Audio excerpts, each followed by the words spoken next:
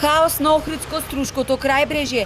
Во ек на сезона државата започна акција за рушење на дивоградбите, оставајќи ги плажите без концесионери, а капалиштата потполно небезбедни, бидејќи нема спасители. Никаде на ниту една плажа не е поставена табла на која согласно правилникот треба да стои дека капалиштето е небезбедно. Деновиве за влакно беше спасен детски живот. 10-годишно момче кое се давело во езерските води било спасено од медицинско лице кое случајно се затекнало на плажата каде што се случил инцидентот. На капалиштата вдолж целото крајбрежје не се обезбедени нити најнеопходните мерки за безбедно функционирање. На повеќето од половина од плажите не се ангажирани спасители. Од Охридскиот Црвен крст информираат дека 17 плажи на Охридското крајбрежје се уште не ги имаат обележено капалиштата, ниту имаат ангажирано спасители.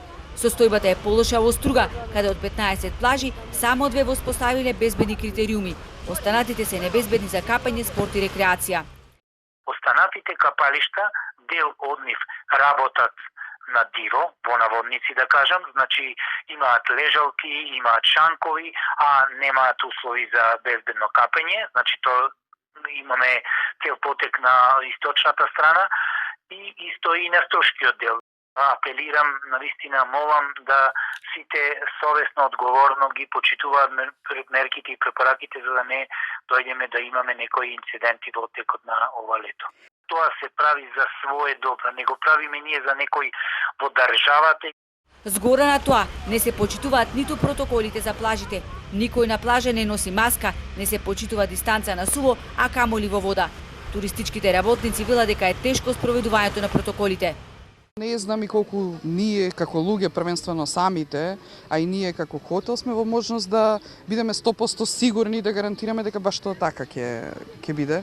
Значи, ние можеме да се грижиме за лежалкиве на плажа, за растојанието, мислам, тоа апсолутно нема никаков проблем. Но за дистанца во вода, значи колку лица, на која близина ќе бидат во водата, не знам колку би можеле ние да бидеме сигурни околу тоа.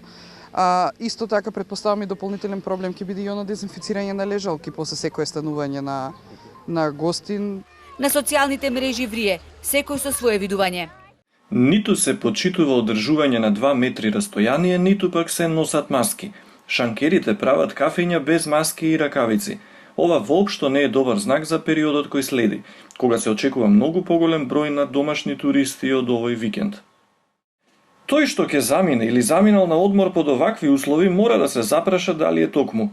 Најдобрите денови од годината да ги помине како марсовец со маска на лице, 2 метри растојание и средства за дезинфекција во торбата, простете ми, ама за мене тоа веќе не е нормален човек.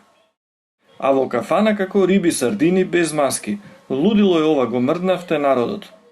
Ова се само дел од коментарите на социјалните мрежи.